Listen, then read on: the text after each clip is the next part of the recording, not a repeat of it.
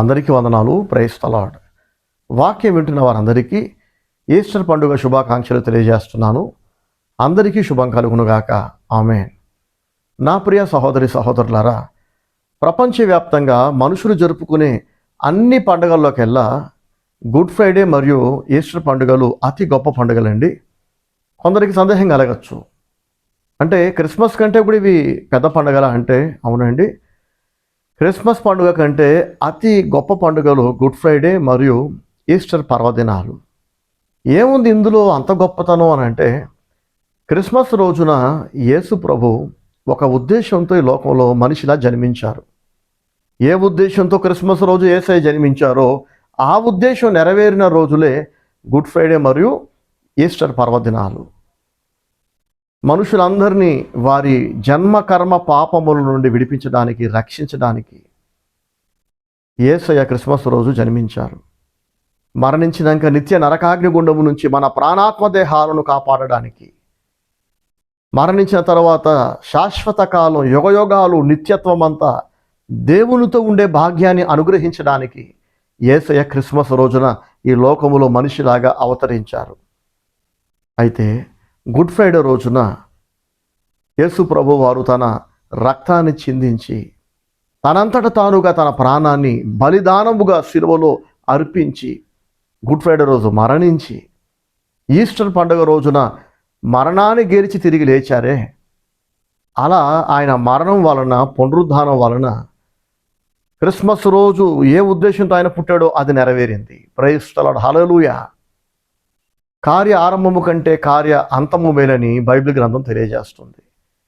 మనం కూడా ఎన్నోసార్లు చాలా ప్లాన్లు వేసుకుంటాం, చాలా పనులు ప్రారంభిస్తాం, కానీ ఆశగా మొదలుపెట్టిన ఎన్నో పనులు విజయవంతంగా పూర్తి కావు కదండి. ఎన్నోసార్లు బాధపడుతుంటాం, నిట్టూరుస్తుంటాం. అలా చేద్దాం అనుకున్నా, ఇలా చేద్దాం అనుకున్నా, కానీ ఏంటో చేయలేకపోయా, సాధించలేకపోయా, సగంలోనే ఆగిపోయింది, చివరిదాకా వచ్చి ఆగిపోయింది, ఒకటనుకుంటే ఇంకోటి అయిందని బాధపడుతుంటాంగా. కానీ యేసు ప్రభు పుట్టుక, ఆయన ఏ ఉద్దేశంతో పుట్టాడో ఆ పర్పస్ మాత్రం సక్సెస్ఫుల్గా నెరవేరిన రోజులే గుడ్ ఫ్రైడే మరియు ఈస్టర్ పర్వదినాలు. అందుకే క్రిస్మస్ రోజున యేసు ప్రభు జన్మించాడు కనుక మనం పండగ చేసుకోవాలి, తప్పులేదు. కానీ ఆయన ఏ ఉద్దేశంతో పుట్టాడో ఆ ఉద్దేశం నెరవేరిన రోజులు గుడ్ ఫ్రైడే మరియు ఈస్టర్లు. కాబట్టి యేసుక్రీస్తు మరణం వలన, ఆయన పునరుద్ధానం వలన మనుషులందరి పాపములు క్షమించబడి, నిత్య నరకాగ్నిగుండం నుంచి రక్షించబడి, దేవునితో ఉండే భాగ్యము పొందడం కొరకు దారులు తెరవబడ్డాయి, ద్వారాలు తెరవబడ్డాయి. కాబట్టి మనం ఇంకా వైభవంగా, ఇంకా సంతోషంగా గుడ్ ఫ్రైడే మరియు ఈస్టర్ పండుగలు సెలబ్రేట్ చేసుకోవాలి. క్రిస్మస్ పండుగ కంటే ఎక్కువగా సెలబ్రేట్ చేసుకోవాలి. క్రిస్మస్ చేసుకోవద్దు అనట్లే, కానీ క్రిస్మస్ కంటే ఇంకా వైభవంగా సెలబ్రేట్ చేసుకోవాలి. సరే, గుడ్ ఫ్రైడే రోజున ఏం జరిగింది అనేది మొత్తం ఒక సందేశంగా రికార్డ్ చేసి యూట్యూబ్లో, అలాగే ఫేస్బుక్లో, సోషల్ మీడియాలో అందించడం జరిగింది. చూడని వాళ్ళు చూడండి. ఈరోజైతే మరి ఈస్టర్ పండుగ రోజు ఏం జరిగింది, ఈస్టర్ పండుగ ద్వారా మనకు లభించే ఆశీర్వాదాలు, ప్రయోజనాలు ఏంటి అనేది నేను మీతో పంచుకోబోతున్నా. మనసు పెట్టి వినండి. మొదటిగా యేసుక్రీస్తు గురించి అనేక తరాలలో దేవుడు ముందుగానే ప్రవక్తల ద్వారా ప్రవచింపజేశాడు. ప్రపంచవ్యాప్తంగా ఎన్ని మతాలు ఉన్నాయో అన్ని మతాలలో దేవుడు వారి మత గ్రంథాలలో యేసుక్రీస్తు గురించి ముందుగానే రాయించాడు. ఎందుకని అన్ని మత గ్రంథాలలో యేసుక్రీస్తు గురించి రాయించాడంటే, అన్ని మతాల వాళ్ళకి, అన్ని జాతుల వారికి, అన్ని భాషల వారికి యేసుక్రీస్తు యొక్క శిలువ రక్తము తప్ప మరొక దారి లేదట. పాప క్షమాపణకి, నరకాగ్ని నుంచి రక్షణకి, మోక్ష ప్రాప్తికి మరో దారి లేదు. కాబట్టి అందరూ, అన్ని భాషలు మాట్లాడేవాళ్ళు, అన్ని విశ్వాసాలకు చెందిన వాళ్ళు ఆయా మత గ్రంథాలు చదివినప్పుడు ఎక్కడో ఒక చోట ఇది యేసుని గురించి వ్రాయబడి ఉంది అని చదివి గ్రహించి యేసుక్రీస్తుని తెలుసుకుంటారేమో అని చెప్పి దేవుడే అన్ని తరాలలో, అన్ని యుగాలలో యేసుక్రీస్తుని గురించి రాయించాడు. కాబట్టి ఆయన ప్రవచన పురుషుడు అని బైబిల్ తెలియజేస్తుంది. యేసు ఎవరంటే ప్రవచన పురుషుడు. పుట్టడానికి ముందే, ఆయన మరణించడానికి ముందే, ఆయన మరణాన్ని గెలిచి తిరిగి లేవడానికి ముందే, అనేక వేల సంవత్సరాలకు పూర్వం నుండే ఆయన పుడతాడని, ఒకానొక రోజున అన్యాయంగా నిందించబడి, దూషించబడి, అవమానించబడి చంపబడతాడని, ఆయన రక్తం చిందుతుందని, ఆయన మరణాన్ని గెలిచి తిరిగి లేస్తాడని ఎన్నో ప్రవచనాలు చెప్పబడ్డాయి. కేవలం బైబిల్లో మాత్రమే కాదండి, అనేక మత గ్రంథాలలో యేసుక్రీస్తు యొక్క పుట్టుక, మరణం మరియు పునరుద్ధానాల గురించి దేవుడు ముందుగానే రాయించాడు. చూడండి, యేసు ప్రభు పునరుద్ధానుడైన తర్వాత, అంటే ఈస్టర్ పండుగ రోజున ఆయన మరణాన్ని గెలిచి లేచిన తరువాత తన శిష్యులకు కనిపించినప్పుడు ఆయన పలికిన మాటలు నేను చదువుతున్నా, మనసు పెట్టి వినండి. బైబిల్ ఉంటే మీరు కూడా తప్పకుండా బైబిల్ తెరిచి చూడండి. లూకా సువార్త 24వ అధ్యాయము 44 నుండి చదువుతున్నా. అంతటా ఆయన, మోషే ధర్మశాస్త్రములోను ప్రవక్తల గ్రంథములలోను కీర్తనలలోను నన్ను గూర్చి వ్రాయబడినవన్నీ నెరవేరవలనని నేను మీ యొద్ద ఉండినప్పుడు మీతో చెప్పిన మాటలు నెరవేరినవని వారితో చెప్పాను. చూసారా, యేసు ఏమంటున్నాడు? మోషే ధర్మశాస్త్రములో, ప్రవక్తల గ్రంథాలలో, కీర్తనల్లో యేసును గూర్చి వ్రాయబడ్డవన్నీ నెరవేరాయి అని తన శిష్యులతో ఉండినప్పుడు చెప్పాడట. సిలువ వేయబడడానికి ముందే చెప్పాడట. అవన్నీ జ్ఞాపకం చేస్తున్నాడు. చూసారా, ముందుగానే చెప్పబడింది నా గురించి. నేను పుడతానని, సిలువ వేయబడతానని, మరణాన్ని గెలిచి లేస్తానని ముందుగానే చెప్పబడింది నా గురించి. ముందుగానే రాయబడింది ప్రవక్తల గ్రంథాలలో. చూడండి, మీకే అర్థమవుతుంది అని యేసయ్య అంటున్నాడు. 45వ వచనం చూడండి, లూకా సువార్త 24:45. అప్పుడు వారు లేఖనములు గ్రహించున్నట్లుగా ఆయన వారి మనస్సును తెరచి, క్రీస్తు శ్రమపడి 3వ దినమున మృతులలో నుండి లేచుననియు, యెరూషలేము మొదలుకొని సమస్త జనములలో ఆయన పేరట మారు మనస్సును, పాపక్షమాపణయు ప్రకటింపబడుననియు వ్రాయబడి ఉన్నది. ఈ సంగతులకు మీరే సాక్షులు. చూసారా, వారు లేఖనములు గ్రహించినట్లుగా ఆయన వారి మనస్సును తెరిచాడట. ఎప్పుడైతే యేసయ్య వారి మనస్సులు తెరిచాడో, లేఖనాలు గ్రహించినట్లుగా ఆయన వారి మనస్సులు తెరిచాడో, అప్పుడు వారు గ్రహించారట. నా ప్రియ సహోదరి సహోదరులారా, ఈనాడు చాలామంది యేసుక్రీస్తు పుట్టుక గురించి కానివ్వండి, ఆయన మరణం గురించి, పునరుద్ధానం గురించి ఎగతాళిగా మాట్లాడుతున్నారు, హేళన చేస్తున్నారు. కొందరైతే యేసుక్రీస్తు అసలు పరిశుద్ధాత్మ వలన జన్మించలేదని, మరియమ్మ అక్రమ సంబంధం పెట్టుకుంటే వ్యభిచారం వలన పుట్టాడని ఎగతాళి చేస్తుంటారు, అవమానిస్తుంటారు. ఇది ఈనాటిది కాదండి, యేసు ప్రభు పుట్టిన తరములోనే మొదలైంది. అలాగే ముస్లిం సహోదరులు అయితే యేసుక్రీస్తు అసలు సిలువ వేయబడలేదని, మరణించలేదని, ఆయన సజీవుడుగానే ఆరోహణమై పరలోకానికి వెళ్ళిపోయాడని నమ్ముతారు, ప్రకటిస్తుంటారు. కానీ యేసుక్రీస్తు పుట్టుక, మరణం, అలాగే పునరుద్ధానం గురించి దేవుడు ముందుగానే రాయించాడు. అది నెరవేరింది. మరి నమ్మని వాళ్ళు ఎందుకు నమ్మట్లేదంటే, ఏదో ఒకరోజు దేవుడు వారి హృదయాలు తెరుస్తాడు. వాళ్ళు నమ్మునట్లుగా వారి మనసును దేవుడు తెరుస్తాడు. ఆ రోజున వాళ్ళు యేసు యొక్క పుట్టుకను, ఆయన మరణాన్ని, అలాగే పునరుద్ధానాన్ని విశ్వసిస్తారు. కళ్ళు లేనివాడు ఎలాగైతే ఏమీ చూడలేడో, ఎవరి అంతరంగమైతే, ఎవరి హృదయాలైతే తెరవబడవో, మూసివేయబడి ఉంటాయో, వాళ్ళు సత్యాన్ని అంగీకరించలేరు, తెలుసుకోలేరండి. కాబట్టి తెలియక, అజ్ఞానము వలన యేసు యొక్క పుట్టుక, మరణం, పునరుద్ధానాల గురించి ఎవరైనా ఎగతాళిగా మాట్లాడితే మనం వాళ్ళని ద్వేషించకూడదు, దూషించకూడదు, ప్రేమతో సత్యం చెప్పాలి. కళ్ళు లేనివాడు గోతిలో పడితే మనం ఎగతాళి చేస్తామా? చెప్పండి. వాడిని అవమానిస్తామా? జాలిపడి సాయం చేస్తాం కదా. సరిగ్గా అలాగే ఎవరి హృదయాలు తెరవబడవో, ఎవరి మనోనేత్రాలు వెలిగించబడవో, ఎవరి హృదయాలను, మనస్సులను, నేత్రాలను, మనోనేత్రాలను సాతాను మూసివేసి గుడితనం కలుగజేస్తాడో వాళ్ళు సత్యాన్ని చూడలేరు, గ్రహించలేరు. సో వాళ్ళ కొరకు ప్రార్థించాలి. వారి మనస్సులు తెరవబడి సత్యాన్ని గ్రహించినట్లుగా ప్రభువా వాళ్ళ మనసు తెరవని దేవుణ్ణి అడగాలి. అంతే తప్ప దూషించటం, దాడికి ప్రతి దాడి, దూషణకు ప్రతి దూషణ చేయటం దేవుని బిడ్డల లక్షణం కాదు. ఏదో ఒకరోజు అందరూ తెలుసుకుంటారు. ఒకవేళ ఎవరైనా తెలుసుకోలేదని అంటే బహుశా వాళ్ళు దేవుని రక్షణ ప్రణాళికలో లేరేమో అని మనం గ్రహించాలి. అంతే తప్ప ఆయాసపడిపోవటం, కోపాలు, ద్వేషాలు పెంచుకోవటం పరిష్కారం కాదు. అయితే వారు గ్రహించినట్లుగా ఆయన వారి మనస్సును తెరిచాడట. అప్పుడు వారు గ్రహించారట. సో ఈనాడు మనకైనా సరే అనేక ఆధ్యాత్మిక విషయాలు తెలియాలంటే దేవుడు మన మనస్సులు తెరవాలి, మన మనోనేత్రాలు తెరవాలి. మీరు అనుకోవచ్చు, ఆల్రెడీ దేవుడు మన మనస్సులు తెరవబట్టే కదండి యేసుక్రీస్తు రక్షకుడని, ఆయన మరణం గురించి పునరుద్ధానం గురించి తెలుసుకుందాం, నమ్ముతున్నాం అని అనుకోవచ్చు. నిజమేనండి.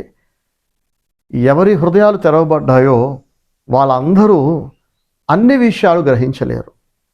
కొందరికి కొన్ని అర్థమవుతాయి, కొందరు పైన మాత్రమే అర్థం చేసుకోగలుగుతారు. ఎందుకంటే వారు ఆత్మీయంగా ఇంకా బలపడలేదు కాబట్టి. సో మనోనేత్రాలు తెరవబడి మనస్సులు తెరవబడ్డంత మాత్రాన అందరికీ అన్ని అర్థం కావు. ఆత్మీయంగా ఎదగాలి, లోతైన విషయాలు, దేవునికి సంబంధించిన పరలోక సంబంధమైన విషయాలు, ఆధ్యాత్మిక విషయాలు ఇంకా డీప్గా అర్థం చేసుకోవాలంటే రోజు ఇంకా ఎక్కువ వాక్యం ధ్యానించాలి, వాక్యాన్ని జరిగించాలి, ప్రార్థించాలి. దేవునితో సహవాసంలో, అనుబంధంలో మనం ఎదిగే కొద్దీ ఇంకా డీప్గా మనకు అర్థమవుతుంటాయి. సో అర్థం కాక కొందరు బైబిల్ సందేశాలను తప్పుగా అర్థం చేసుకొని తప్పుగా బోధించడం వలన ఈనాడు ఒకే బైబిల్ గ్రంథముల నుండి అనేక తప్పుడు సిద్ధాంతాలు, తప్పుడు విశ్వాసాలు, తప్పుడు బోధలు, ఈ బోధలను ఆధారం చేసుకుని అనేక డినామినేషన్లు. చూసారా, పూర్తిగా తెలియనివాడు, సగం సగం తెలిసినవాడు, కొంచెమే తెలిసినవాడు, తనకు తెలిసిన కొంచెమే మొత్తం అని భావించి తనకంతా తెలుసు అనుకొని మిడిమిడి జ్ఞానంతో తప్పుడు బోధలు, విషపు బోధలు ప్రచారం చేయటం వలన ఈనాడు క్రైస్తవ ప్రపంచంలో అనేక విష బోధలు, తప్పుడు బోధలు అనేక మందిని నరకప్రాయులుగా మారుస్తున్నాయి. నా ప్రియ సహోదరి సహోదరులారా, అందుకే యేసయ్య అన్నాడు, మీలో అనేకులు బోధకులు కాకుండాడి అన్నాడు యేసయ్య. బోధించటం కంటే ఆచరించటం ముఖ్యమండి. మరి ఎవరు బోధించాలంటే యేసయ్య ఎవరిని పిలుస్తాడో తన సేవ కొరకు వాళ్ళే బోధించాలి. ఎవరు పడితే వాళ్ళు బోధించకూడదు. ఎవరైనా సువార్త ప్రకటించవచ్చు. సువార్త అంటే మనుషులందరూ జన్మ కర్మ పాపములకు లోనై పుడుతున్నారని, ఆ జన్మ కర్మ పాపముల నుండి యేసయ్య శిలువ రక్తం విడిపిస్తుందని, యేసయ్య మరణం గురించి పునరుద్ధానం గురించి మాత్రమే ప్రకటించాలి తప్ప బైబిల్ సందేశాల జోలికి వెళ్ళకండి. ఎవరు పడితే వాళ్ళు వెళ్ళకండి. ప్రభు నన్ను తన సేవ కొరకు పిలిచాడు కనుక నేను బైబిల్ని బోధిస్తున్నాను, బైబిల్ సందేశాలు అందరికీ అందిస్తున్నాను. ఇది నా పని, అందరి పని కాదు. దేవుడు నన్ను సేవ కొరకు పిలవకపోయినా నాకు సేవ చేసేయాలని ఉంది, నాకు బోధించాలని ఉందని సొంత ఇంట్రెస్ట్తో కొందరు దేవునికి సాయం చేసేద్దాం అనుకొని, మనుషులను ఉద్ధరించేద్దాం అనుకొని బోధన ప్రారంభిస్తున్నారు, వాక్యాలు బోధిస్తున్నారు. అలా బోధించటం వలన తప్పుడు బోధలు, విషపు బోధలు ప్రచారంలోకి వచ్చి అనేక మందిని విశ్వాసభ్రష్టులు చేస్తున్నాయి, నరకప్రాయులుగా మారుస్తున్నాయి. రెండవది ఏంటంటే దేవుని ఉగ్రత, దేవుని కోపము ఇలా బోధిస్తున్న వాళ్ళపైకి వస్తుంది. ఎవరైతే దేవుడు చెప్పకపోయినా, దేవుడు పంపకపోయినా సొంతగా బోధిస్తున్నారో అలాంటి వాళ్ళు దేవుని కోపానికి గురై, దేవుని ఉగ్రతకు లోనై అనారోగ్యాల బారిన పడుతున్నారు. తీవ్రమైన రోగాలు, జబ్బులు, తీవ్రమైన శాపాలు, ఎన్ని మందులు వాడినా, ఎంత ట్రీట్మెంట్ తీసుకున్నా మాయదారి జబ్బులు ఒకటి తర్వాత ఒకటి వేధిస్తుంటాయి. చూడండి, ప్రమాదాలు జరుగుతుంటాయి, మనశ్శాంతి ఉండదు, కుటుంబాలు చీలిపోతుంటాయి. కారణం ఏంటంటే దేవుని ఉగ్రత, దేవుని శాపం వీళ్ళ మీద దిగి వస్తుంది. ఎందుకంటే వీళ్ళకి దేవుడు చెప్పలా బోధించమని. దేవుడు చెప్పని పనులు సొంతగా నెత్తికెక్కించుకొని దేవుడు అంటే ఏదో ప్రేమ ఉన్నట్టు, దేవుని ఉద్ధరించేస్తున్నట్టు, జనాన్ని ఉద్ధరిస్తున్నట్టు కటింగ్ ఇస్తుంటారు, బిల్డప్ ఇస్తుంటారు. నా ప్రియ సహోదరి సహోదరులారా, దేవుని సేవకుల పని దేవుని సేవకులనే చేయనివ్వండి. దేవుడు మీకు చెప్పనప్పుడు, ఆయన మిమ్మల్ని పిలవనప్పుడు మీ అత్యుత్సాహంతో అది భక్తి అనుకొని, దేవుడు అంటే ప్రేమ అనుకొని మీరు దేవుని సేవకుడి పని కనుక మీరు చేస్తే దీవెనకు బదులుగా శాపం తెచ్చుకుంటారు, మీరు నాశనం అవుతారు. మీ పిచ్చి వాగుడు వలన, మీ పిచ్చి బోధల వలన అనేక మందిని నాశనం చేసిన వాళ్ళు అవుతారు. తీర్పు రోజున మీరు దేవునికి లెక్క చెప్పాలి. మీరు కూడా నరకప్రాయులు అవుతున్నారు. జాగ్రత్త, ఎవరు పడితే వాళ్ళు బోధించకండి. సరే, ఇక యేసయ్య వారి మనోనేత్రాలు తెరిచాడు, వారి హృదయాలు తెరిచారు, వాళ్ళు అర్థం చేసుకున్నారట. ఇంకేంటట చూడండి, 48-49 వచనాల్లో మనం చూస్తే, పైనుండి మీరు శక్తి పొందు వరకు పట్టణములో నిలిచి ఉండండి, కనిపెట్టి ప్రార్థించమన్నాడు దేవుడు. నా ప్రియ సహోదరి సహోదరులారా, కనిపెట్టి ప్రార్థించడం అందరూ చేయాలి. ప్రార్థన కరువు అయిపోయింది. చాలామంది ఉపదేశిస్తారు, ఉపదేశాలు వింటారు, కానీ పట్టుమని 10 నిమిషాలు కూడా మోకరించి దేవుని సన్నిధిలో ప్రార్థన చేయలేరు. ప్రార్థన చేయమంటే అప్పుడే నిద్ర వస్తుంది, అప్పుడే అన్ని అవసరాలు గుర్తొస్తాయి, అప్పుడే అన్ని బాధలు గుర్తొస్తాయి, అన్ని కష్టాలు, అన్ని గొడవలు అప్పుడే గుర్తొస్తుంటాయి. ప్రార్థనలో వీళ్ళకి జ్ఞాపకం వస్తున్న అవసరాలు, బాధలు, కష్టాలు ప్రార్థన అయిపోయిన తర్వాత ఒకటి గుర్తుకు రాదు. అప్పుడు గుర్తు చేసుకున్నా సరే మతి మరుపు అక్కడ ప్రత్యక్షం అవుతుంటుంది, ఏది గుర్తుకు రాదు. మరి ఎందుకని ప్రార్థనకి మోకరించినప్పుడు అన్నీ గుర్తొస్తున్నాయంటే, ప్రార్థించకుండా సాతాను మనుషులను అడ్డగిస్తున్నాడు. అర్థమవుతుందండి? ప్రార్థనలో అన్ని ఎందుకు జ్ఞాపకం వస్తున్నాయంటే సాతాను జ్ఞాపకం చేస్తున్నాడు డైవర్ట్ చేయడానికి. ఎందుకంటే ప్రార్థన ద్వారా మనం దేవునితో మాట్లాడుతున్నాం, దేవుడు మనకి జవాబిస్తున్నాడు. ఇక్కడ సంభాషణ జరుగుతుంది. ఈ సంభాషణ వలన మనం మరింత ఆత్మీయంగా ఎదుగుతున్నాం, దేవుని పోలికలో మారుతున్నాం కదా. కాబట్టి సాతాను ఆపుతున్నాడు. ఇది గుర్తించాలి, జయించాలి. దేవుని సహాయం అడిగి ఇంకా ఎక్కువ ప్రార్థించండి. ప్రతిరోజు మీ ప్రార్థన సమయాన్ని పెంచండి. యేసయ్య అంటున్నాడు వారితో, చూడండి లూకాసు సువార్త 24వ అధ్యాయము 49వ వచనం. ఇదిగో నా తండ్రి వాగ్దానము చేసినది మీ మీదికి పంపుచున్నాను, మీరు పైనుండి శక్తి పొందు వరకు పట్టణములో నిలిచి ఉండుడని వారితో చెప్పాను. నేను వాగ్దానం చేసినట్టుగా మీకు అందిస్తాను, అయితే మీరు కనిపెట్టండి. మీరు పైనుండి శక్తి పొందు వరకు పట్టణంలో నిలిచి ఉండండి అంటే కనిపెట్టి ప్రార్థించమని అర్థం. తర్వాత మనం చూస్తే శిష్యులు దేవుని సన్నిధిలో కనిపెట్టి ప్రార్థించి పరిశుద్ధాత్మను పొందుకున్నారట. ప్రైజ్ ది లార్డ్, హల్లెలూయా. కనిపెట్టి ప్రార్థించి పొందుకోవటం, ఇది యేసయ్య తన శిష్యులకు ఉపదేశిస్తున్నాడు. ఈస్టర్ పండుగ రోజున ఆయన మరణాన్ని గెలిచి లేచిన తరువాత ఇది చాలామంది దగ్గర ఉన్న లోపం, కనిపెట్టి ప్రార్థించి పొందుకోవటం అనేది. ప్రార్థన అనగానే ఎంతసేపు తిండి, బాటలు, పెళ్ళి, పిల్లలు, ఉద్యోగాలు, అవసరాలు, ఇల్లు, వాకిలి, వీటి గురించేనా?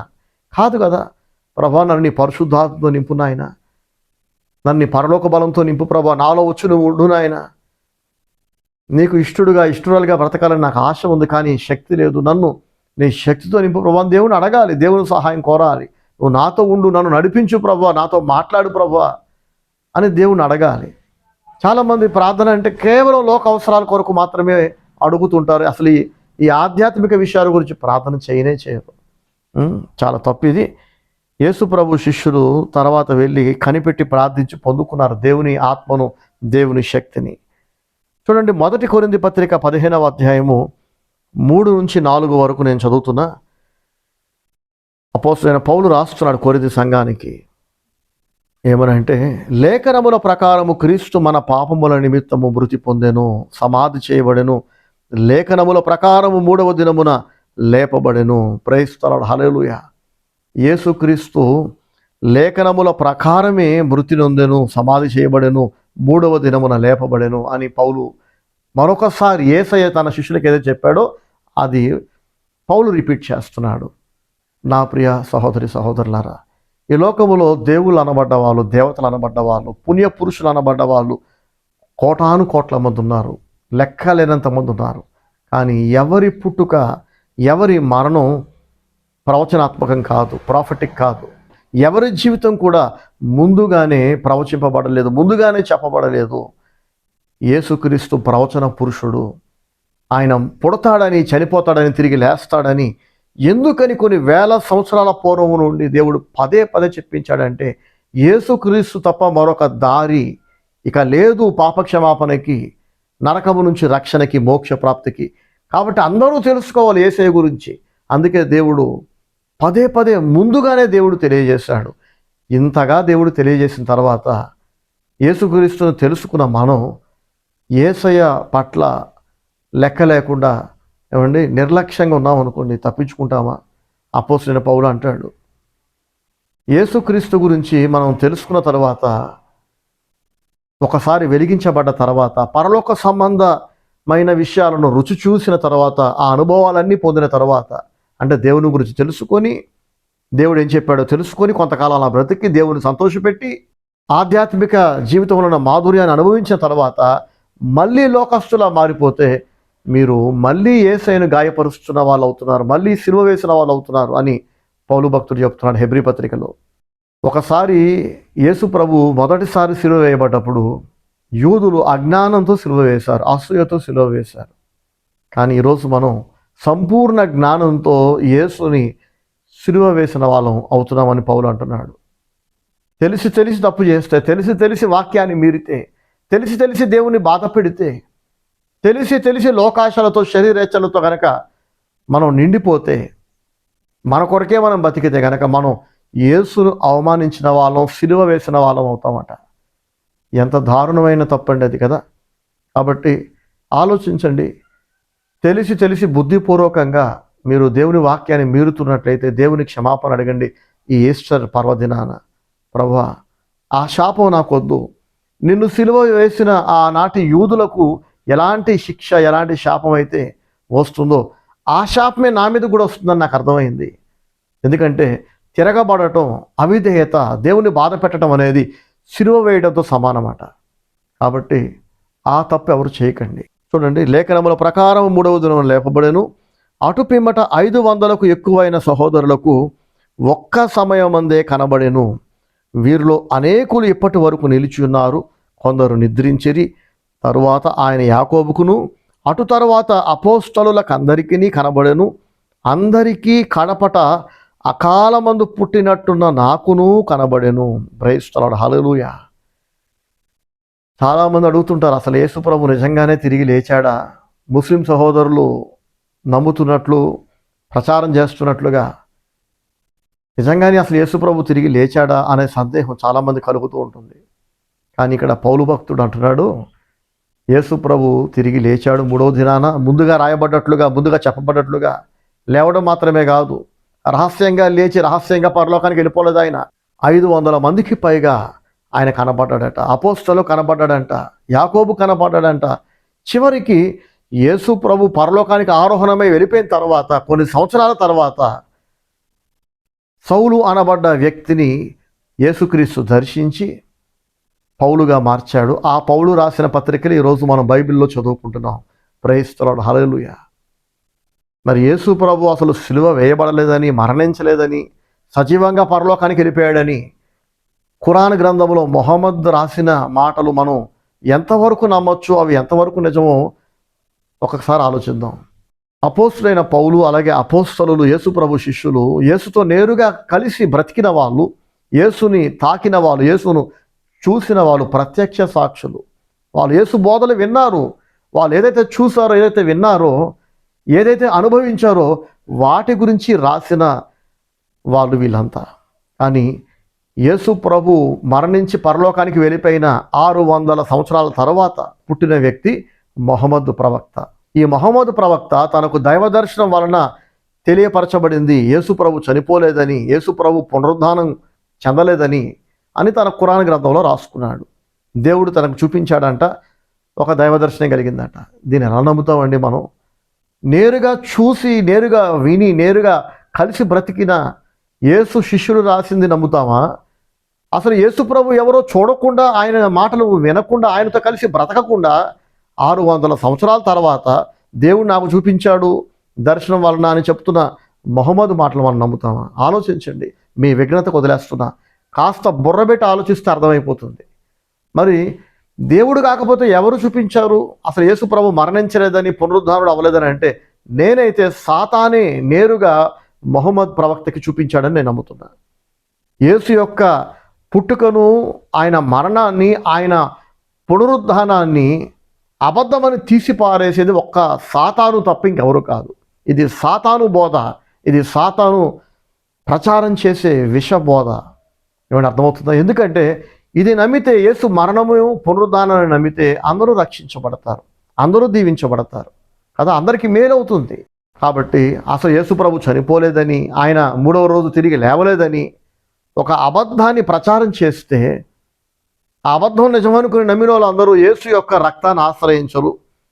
ఆ రక్తములో దొరికే పాప క్షమాపణను, యేసు పునరుద్ధానము వలన మనకి దొరికే ఆశీర్వాదాలను ఇక వాళ్ళు అనుభవించరు కదా. వాళ్ళందరూ నరకప్రాయులు అయిపోతారు, దేవుని దూరం అయిపోతారు. కాబట్టే యేసుక్రీస్తు సిలువలో మరణించలేదని, ఆయన పునరుద్ధానుడు కాలేదని ఒక అబద్ధాన్ని మొహమ్మద్ ప్రవక్త ద్వారా, ఖురాను గ్రంథము ద్వారా సాతానే నేరుగా రంగములో దిగి రాయించాడని, విషప్రచారం చేశాడని నేను నమ్ముతున్నా. నాలాగే అనేక మంది నమ్ముతున్నారు. నేనైతే యేసును నేరుగా చూసిన వారు రాసిన సువార్త పత్రికలు నమ్ముతున్నా. యేసు బోధలు విని ఆయనతో కలిసి బ్రతికి ఆయనతో ఉన్నవాళ్ళు రాసిందని నేను నమ్ముతున్నా. అసలు యేసుతో పరిచయం లేని, సంబంధం లేని, సహవాసం లేని 600 సంవత్సరాల తర్వాత పుట్టిన ఒక వ్యక్తి రాసిన మాటలు నేనైతే నమ్మను. బుద్ధి జ్ఞానం ఉన్నవాడు ఎవడు నమ్మడు కదా.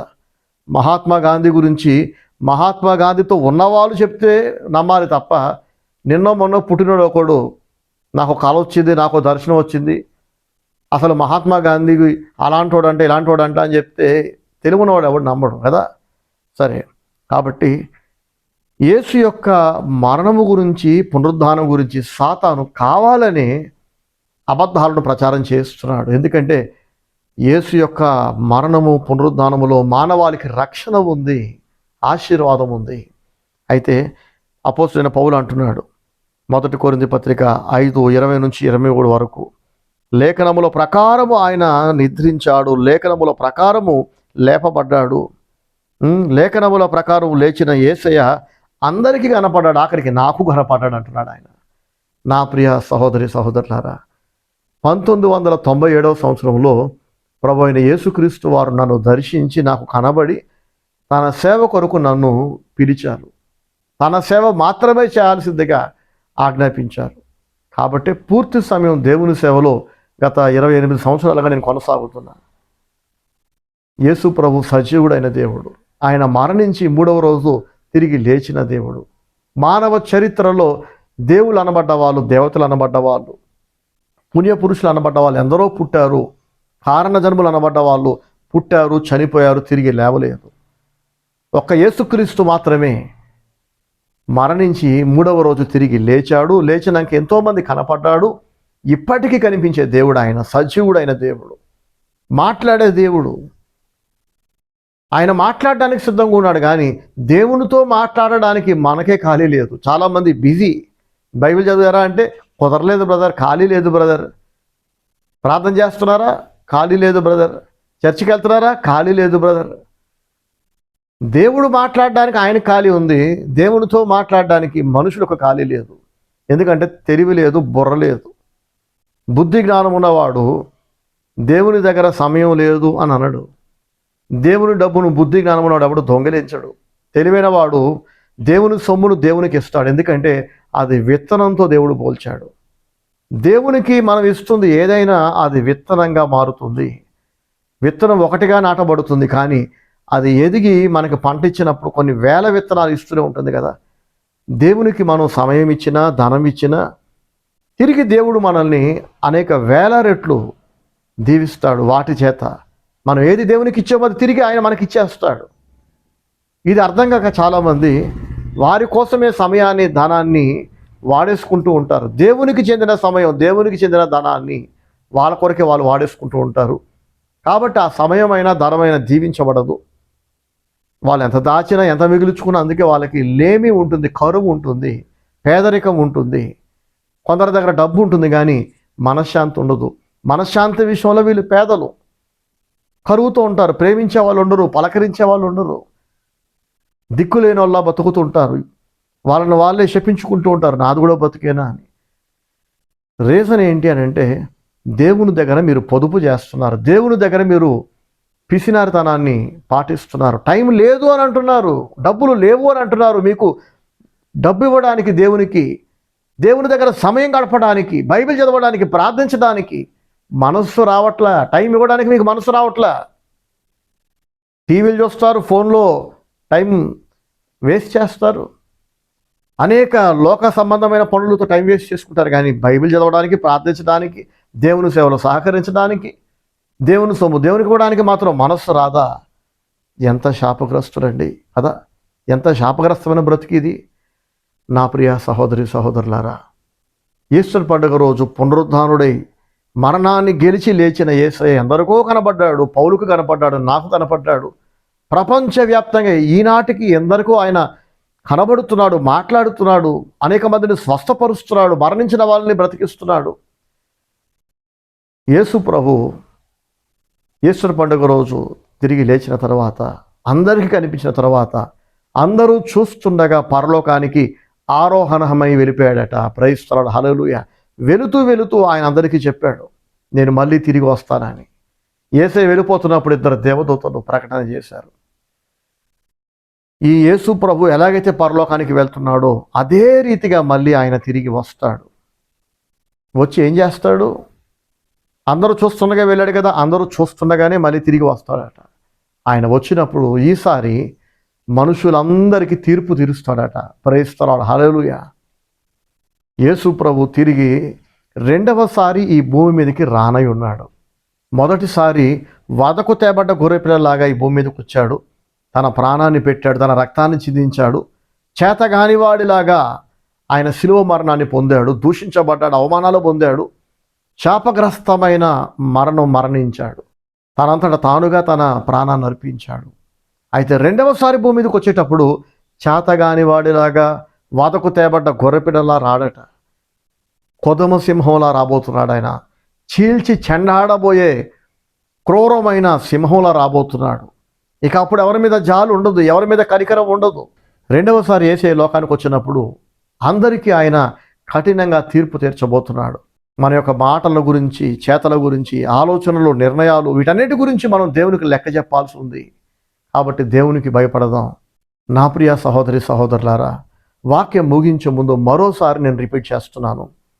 యేసుక్రీస్తు యొక్క పుట్టుక, మరణం మరియు పునరుద్ధానాలు ఎందుకని పదే పదే మానవ చరిత్రలో అనేక వేల సంవత్సరాల పూర్వం నుండి దేవుడు పదే పదే చెప్పించాడు తన ప్రవక్తల చేతనంటే, మనుషులందరూ తెలుసుకొని యేసుక్రీస్తును ఆశ్రయించి యేసు రక్తములో వారి జన్మ కర్మ పాపములు కడిగి వేసుకొని ప్రాణాత్మ దేహాలు శుద్ధి చేసుకొని మరణించిన తరువాత నిత్య నరకాగ్ని గుండం నుంచి విడిపించబడాలని, యుగయుగాలు శాశ్వత కాలం దేవునితో ఉండే భాగ్యాన్ని పొందాలని, ఎవ్వరూ కూడా నాశనం కాకూడదని, అందరూ రక్షించబడాలని అనేక గ్రంథాల ద్వారా అనేక మంది ప్రవక్తల చేత దేవుడు రాయించాడు. ఇంత గొప్ప రక్షణను మనం నిర్లక్ష్యం చేస్తే మనం తప్పించుకుంటామా తీర్పు రోజున? ఆలోచించండి. రోజు బైబిల్ ధ్యానించండి, మనసు పెట్టి ధ్యానించండి, కుటుంబ ప్రార్థనలు చేసుకోండి, దేవుని సన్నిధిలో కనిపెట్టి పొందుకోవటం అలవాటు చేసుకోండి. కనిపెట్టి పొందుకోవటం అంటే డబ్బు, బట్టలు, ఇల్లు, వాకిలి, పెళ్ళి, పిల్లలు ఇవి కాదు. ఇవి కూడా అడగండి. కానీ వీటికంటే ముఖ్యమైనది, ప్రభువా నువ్వు నాతో ఉండు నాయన, నన్ను నీ పోలికలో మార్చుకో ప్రభువా, నీ లక్షణాలు నాలో తీసుకురా నాయన, నాకు నిన్ను ఇంకా సంతోషపెట్టాలని ఉంది, మరణించినాక నిన్ను చేరాలని ఉంది, నీకు నచ్చినట్లు, నువ్వు చెప్పినట్లు, నువ్వు మెచ్చినట్లు బతకాలని ఉంది, నాకు సహాయం చేయి ప్రభువా, నన్ను నీ పరిశుద్ధాత్మతో నింపని మీ కొరకు అడగండి. మీ కుటుంబీకుల రక్షణ కొరకు ప్రార్థించండి. చాలామంది వాళ్ళు మారతారు, కానీ వారి కుటుంబీకుల రక్షణను నిర్లక్ష్యం చేస్తారు. జాగ్రత్త అండి. మీ కుటుంబీకులకు మీరు డబ్బు ఖర్చు పెట్టినా, ఆస్తులు ఇచ్చినా, ప్రేమ పంచినా, భోజనం పెట్టినా, ఆత్మరక్షణను కనుక మీరు అందించకపోతే, మీరు ప్రార్థించకపోతే, ప్రయాసపడకపోతే మీరు తప్పించుకోరు. దేవుడు మిమ్మల్ని లెక్క అడుగుతాడు. రేపు వాళ్ళు నరకములు నాశనం అయిపోతే దానికి మీరే బాధ్యులు. ప్రేమగా చెప్పండి, బ్రతిమిలాడి చెప్పండి, గద్దించి చెప్పండి, సత్యం తెలియజేయండి. మీ కుటుంబీకులనే మీరు కాపాడుకోలేకపోతే కనీసం మీ ఇంటి వారికి, మీ బంధువులకు, మీ సొంత వాళ్ళకే మీరు యేసయ్య రక్షణను మీరు అందించకపోతే, సిలువలో యేసయ్య చేసిన త్యాగము, ఆయన చిందించిన రక్తము, ఆయన మరణ పునరుద్ధానాల భాగ్యము మీ బిడ్డలకు అందించకపోతే, మీ కుటుంబీకులకు అందించకపోతే మీరు ఎంత తప్పు చేస్తున్నారో తీర్పు రోజున మీకు అర్థమవుతుంది. కానీ అప్పుడు ప్రయోజనం ఉండదు. దేవుడు మిమ్మల్ని రానివ్వడు తన దగ్గరికి. ఈనాడు యేసయ్య త్యాగము, ఆయన మరణము, ఆయన పునరుద్ధానం గురించి వేరే దేశానికి చెందిన బ్రిటిష్ వాళ్ళు కావచ్చు, అమెరికన్స్ కావచ్చు, మిషనరీలు భార్య బిడ్డలను వదిలేసి, దేశాన్ని వదిలేసి, ఇల్లు వాకిలు వదిలేసి త్యాగం చేసుకుని మన దేశాలకు వచ్చి సువార్త ప్రకటించడం వలన కదా నేను, మీరు, మనందరూ, మన పూర్వీకులు ఇన్ని కోట్ల మంది ప్రభువుని తెలుసుకున్నాం, ఇన్ని లక్షల మంది ప్రభువుని తెలుసుకున్నాం. మరి మీకు లేదా ఆ ప్రేమ? దేవుడు అంటే సాటి మనుషుల పట్ల ఆ ప్రేమ, ఆ త్యాగం మీకు ఉండాలిగా. యేసయ్య త్యాగం చేసుకున్నాడు, ఆయన శిష్యులు త్యాగం చేసుకున్నారు, ఆయన శిష్యులు కూడా ప్రేమ కనపరిచారు. ఎందరో మిషనరీలు వారి ప్రేమను, త్యాగాన్ని కనపరిచారు. అందరి ప్రేమను త్యాగాన్ని జుర్రుకుంటున్నాం, పొందుకుంటున్నాం, అనుభవిస్తున్నాం. మరి మీరు త్యాగం చేయరా? మీరు ప్రేమ చూపించరా సాటి మనిషి పట్ల, దేవుని పట్ల? మౌనంగా నోరు మూసుకొని సీక్రెట్గా ఎవరికీ తెలియకుండా గుట్టు చప్పుడు కాకుండా నా వరకు నేను రక్షించబడ్డా, అందరి ముందు బైబిల్ చదవడానికి సిగ్గు, అందరి ముందు ప్రార్థించడానికి సిగ్గు, ఫ్రెండ్స్కి చెప్పడానికి సిగ్గు, ఫేస్బుక్లో పెట్టమంటే సిగ్గు, యూట్యూబ్లో పెట్టుకొని మీ సాక్ష్యం అంటే సిగ్గు. ఎవరికీ తెలియకూడదు నేను యేసుప్రభువుని నమ్ముకున్నాను, నా ఫ్రెండ్స్కి తెలియకూడదు, కాలేజీలో తెలియకూడదు, జాబ్ చేస్తున్న చోట తెలియకూడదు. ఏంటంటే లోకు చేస్తారు, అవమానిస్తారు. యేసుక్రీస్తు రెండవసారి లోకానికి వచ్చినప్పుడు ఆయన మిమ్మల్ని తన బిడ్డలని చెప్పుకోవడానికి సిగ్గుపడతాడట. ఎవరెవరైతే మనుషుల ఎదుట నన్ను ఒప్పుకోవడానికి సిగ్గుపడతారో వారిని గురించి నేను కూడా సిగ్గుపడతాను, నేను కూడా వాళ్ళు యాక్సెప్ట్ చేయను, మీరెవరో నాకు తెలియదు, దొబ్బేయండి అంటాడు ఆయన. అప్పుడు మీకు సరదా తీరిపోతుంది. ఏదైనా సిగ్గుమాలిన పని చేయడానికి సిగ్గుపడాలి, తప్పుడు పని చేయడానికి సిగ్గుపడాలి. మనుషులందరి పాపముల కొరకు పుట్టి అందరి పాపములు క్షమించడానికి అందరి పాపములు తన మీద మోసుకున్నాడు. వాదకు తేబడ్డ గొర్రెపిల్లలాగా, బలి పశువులాగా తన రక్తముతో, తన మరణంతో, తన పునరుద్ధానముతో కులము, మతము, జాతి, వర్ణ భేదము లేకుండా అందరికీ సమానంగా ఉచితంగా యేసయ్య పాపక్షమాపణ, మోక్ష ప్రాప్తినిస్తున్నాడు. అలాంటి యేసయ్య గురించి మీరు సిగ్గుపడితే మీకు పుట్టగతులు ఉండవు. ఇంకా అర్థమవుతుందా? సగర్వంగా నేను యేసుకు చెందిన వ్యక్తిని, యేసయ్య మాత్రమే పాపాలు క్షమించేవాడు, ఆయనే లోకరక్షకుడు, ఆయనే నిత్యం ఇచ్చేవాడని మీరు సగర్వంగా మీ స్నేహితులకు, మీ కొలీగ్స్కి, మీ బంధువులకు చెప్పండి. అందరి ముందు నిలబడి సాక్ష్యం చెప్పడానికి మీరు సిగ్గుపడితే దేవుడు మిమ్మల్ని యాక్సెప్ట్ చేయడు. సగర్వంగా చెప్పండి. ఆ సాక్ష్యాలు యూట్యూబ్లో, ఫేస్బుక్లో పెట్టుకోండి. అర్థమవుతుందా?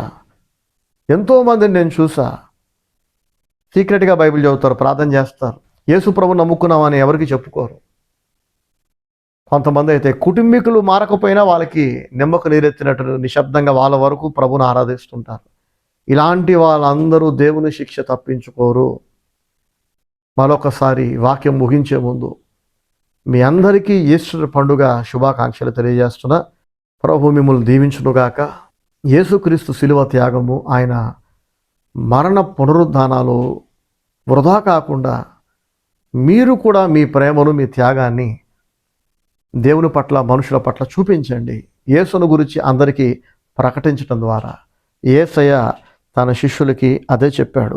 ఈ సంగతులకు మీరే సాక్షులు అంటూ యేసయ్య ఏమన్నాడు నేను చదువుతున్నాను చూడండి. లోకసువార్త 24:47 యెరూషలేము మొదలుకొని సమస్త జనములలో ఆయన పేరట మారు మనస్సును, పాపక్షమాపణయు ప్రకటింపబడుననియు వ్రాయబడి ఉన్నది. ఈ సంగతులకు మీరే సాక్షులు. నా ప్రియ సహోదరి సహోదరులారా, సమస్త జనులకు యేసుక్రీస్తును ప్రకటించాలి. ఇది దేవుని ఆజ్ఞ, అందరికీ దేవుడిచ్చిన ఆజ్ఞ. ఇప్పటిదాకా మీరు ఎంతమందికి యేసయ్యను అందించారు చెప్పండి? కనీసం మీ పిల్లలకు చెప్పారా? మీ బంధువులు చెప్పారా? పక్కింటలకు చెప్పారా? కొలీగ్స్ చెప్పారా? చెప్పకపోతే ఎలా? దేవుడు లెక్క అడగడా? మీరు తప్పించుకుంటారా? మీకు చెప్పడం చేత కాకపోతే కనీసం నేను చెబుతున్న ఈ సందేశాలనైనా షేర్ చేయండి. తిట్టుకుంటారు, విసుక్కుంటారు, సణుకుతారు అని సాకులు చెప్పకండి. మీరు చెప్పరు, నేను చెప్పి పెడుతున్న సందేశాలు వాళ్ళకి అందించరు, వాళ్ళని చర్చకి తీసుకురారు, అమ్మాపేటలో అడుక్కోనేది అంటారు చూడండి. మీరు చెప్పక కనీసం నేను చెప్తున్న సందేశాలైనా వాళ్ళకి అందించకపోతే మీరు ఎంత స్వార్థపరులు. దేవుని శిక్ష తప్పించుకోరు కదా. కాబట్టి జరిగింది ఏదో జరిగిపోయింది ఇంతకాలం. ఇక మీదటైనా యేసుక్రీస్తు అందిస్తున్న పాప క్షమాపణ గురించి, మారు మనసు గురించి, నిత్య నరకాగ్ని గుండము నుంచి రక్షణ గురించి అందరికీ తెలియజేయండి. లేదా నా ద్వారా ప్రభు అందిస్తున్న సందేశాలైనా చేర్చండి. ప్రభు మనందరికీ సహాయం చేయనుగాక. God bless you all. Praise the Lord. Amen.